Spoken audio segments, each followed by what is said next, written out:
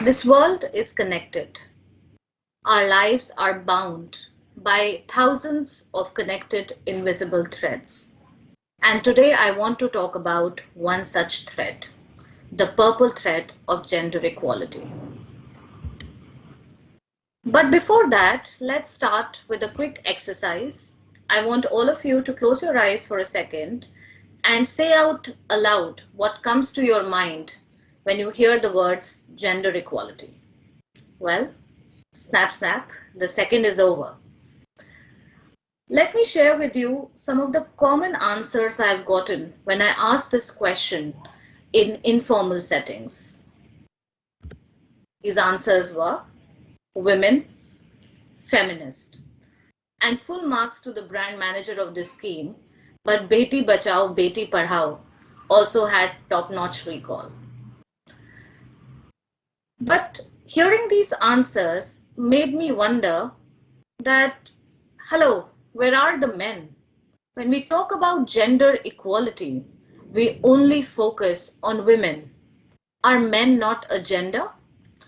Another pertinent question that has always bothered me is why are we not talking about the benefits of equality and how it makes sense for all individuals, be it men or women, for organizations and even countries to invest in it. And that is what I'm here to present today. I'm not here to talk about gender equality from an emotional perspective. I'm here to talk about it from a business standpoint, why it makes economic sense for all of us to invest in it, and the kind of benefit it accrues to all individuals. So let's get started. The first question that may come to your mind is, we're in the 21st century. Do we really still need to have that conversation about gender equality? Well, sadly, this answer is yes.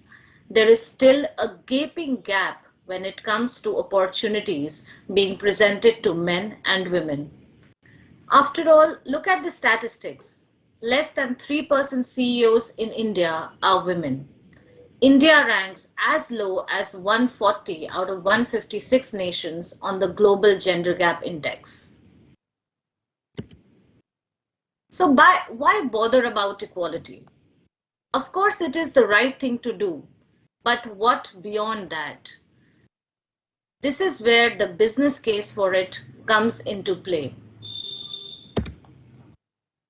So let's start off with the benefits it accrues to organizations to invest into gender equality. To start with, any organization which is on the right side of equality is able to build a strong and a healthy brand and is able to connect to all its stakeholders, be it customers, suppliers, bankers, or any other stakeholder they may be in touch with. To give you an example here, look at Procter & Gamble. The way that company has been able to live up to inclusion both internally and externally. It is among the organizations which has a very healthy male-female ratio right to the top levels. Not only that, it uses its brands as a force of good in the societies it operates in. For instance, its campaign, Ariel Share the Load, was able to bring about a strong change in the Indian subcontinent itself. Because of the right and relatable stance it took on gender equality, their campaign was able to get as many as 25 million views within a month of its launch. It is in fact the most awarded brand campaign out of India in the Cannes Film Festivals, which is the highest festival celebrating creativity in the advertising industry. Not only this, P&G also demands equality from its suppliers, and it wants, for instance, equal number of women working on its, working as directors on their advertisement campaigns. So this is talking about the positive side of things. And by doing this campaign, they were also able to increase their target audience from women to even men. Since the launch of this campaign back in 2014, In that year itself, as many as 1.5 million men signed up to share the load, which shows that they were able to extend the brand awareness to that many more people. The organizations which are not on the right side of gender equality have also suffered consequences. We all know millions of dollars were eroded from market cap of organizations during the Me Too movement, which were not on the right side of gender equality and respect. Not only this, one of the largest investment banks in the world, Goldman Sachs, announced back in 2020 that they would not represent for IPO any company in the US and Europe which does not have a diverse board with the focus on women. So any organization which wants to enjoy a strong brand, not only among its customers, but also among its other stakeholders, benefits a lot if it is on the right side of gender equality. Talking about numbers now. Any organization which is more diverse is able to enjoy better financial performance. And this is evident not only in terms of anecdotally speaking, but there have been solid studies to support this. To cite Sodexo here, they have been conducting these gender balance studies and they analyzed data with over 50,000 managers and 70 business entities and came to the conclusion that any organization or any business team with a gender mix of 40 to 60% is able to outperform on parameters like operating margin, client retention, employee retention and engagement, and safety. Not only this, the organizations which are on the right side of gender equality and have a healthy balance are able to have a solid innovation pipeline and are far ahead in terms of creativity too. And commonsensically also, it makes a lot of sense. If 70% of purchase decisions are made by women, it makes a lot of sense to have women participating in the decision-making process when it comes to designing those products and services. You will be able to relate to the demographic much better when the team designing the solutions, the products, and the services is diverse and are able to have discussions covering multiple points from coming from people of different backgrounds, coming from people of different experiences. Let me cite an example here. While writing my book, Awakening the Rainmaker, I interviewed scores of leaders from different fields. And this was a common feedback that came from them also. To cite an example here, I interviewed Zia Modi, who is among the top-notch corporate lawyers India has produced, has been in the Fortune 50 most powerful list for over a decade now. And she mentioned that her firm invests in talent irrespective of their gender. They're very equal in their approach towards all of their human resources, be it men or women. And this has shown in their results as well, as the firm is able to enjoy better client retention and more billable hours too. So it makes a lot of sense to have equality placed in the organization. Moving on to the benefits when it comes to talent. Today, the war of talent has become quite fierce. Organizations spend millions in hiring and training their employees.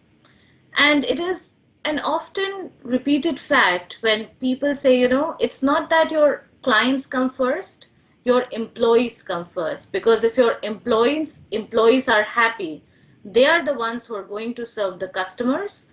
And this would result in happy and satisfied customers too.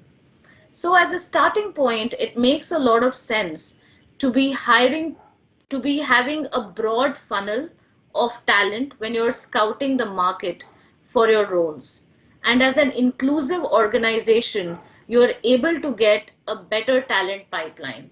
This came across in my interviews with Naya Sagi of Baby Chakra or Lizzie Chapman of Zest Money too. Now, these are established startups in India which have predominantly a female founding team. And they mentioned that their talent pipeline, their hiring of experienced, talented, qualified women becomes much easier because these women see these organizations as a more inclusive place and a place where they can have a career for life, where they will not be questioned for their personal milestones of marriage or motherhood. So the scouting for talent becomes much easier for an organization which is inclusive to the people inside and outside. And not only that, when you're spending millions into training your employees, it makes a lot of sense for you to retain them. Otherwise, all the time and effort which goes into training them goes into waste if you lose an employee. And this is something which is very important in the Indian construct of things too, because there have been studies which show that as many as 38% women enter the workforce, but only 20% remain in the workforce till mid-management levels. This number further reduces to 11% at senior management levels. And as I had mentioned earlier, CEO roles less than 3%. So the funnel is really thinning. We're really losing out on talent as women move across their career trajectory. And this is where the organizations lose on an experienced employee, which could really deliver for them in the long run. And that is where the gender equality bit comes into play.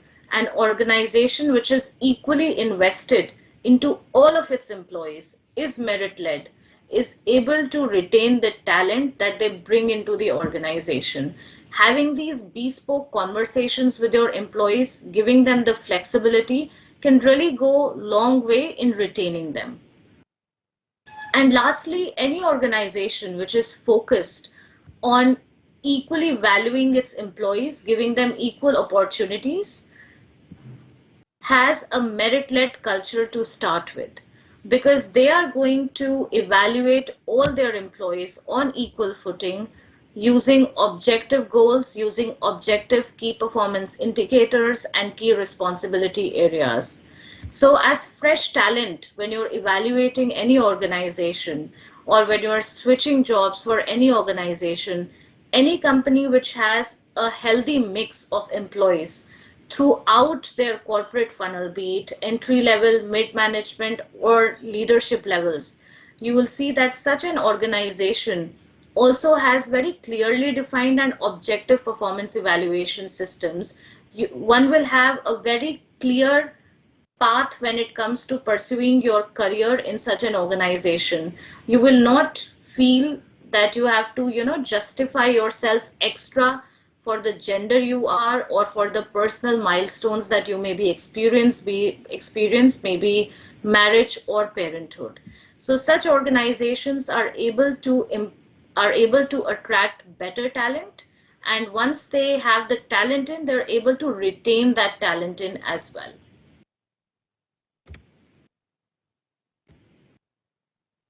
So I think at the end of it, I would just like to close my speech by saying that when it comes to gender equality, think of it in terms of the benefits it construes to each of us, be it individuals, companies, or even countries. It's again, there are studies which have shown that even India, if we improve our female labor force participation rate by as much as 10 percentage points, we will be able to add as much as $770 billion to our GDP.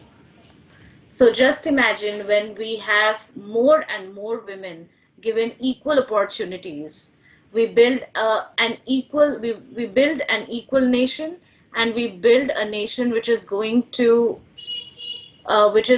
perform better on several parameters, and each of us are going to live a more equal and a more fulfilling life where each of us are free to pursue our passions with support from each other. With the closing thread, with the closing thought, with every thread we weave meaningful connections. Let's look at gender equality as that important thread that can lead us to more equal and fulfilling lives. Thank you.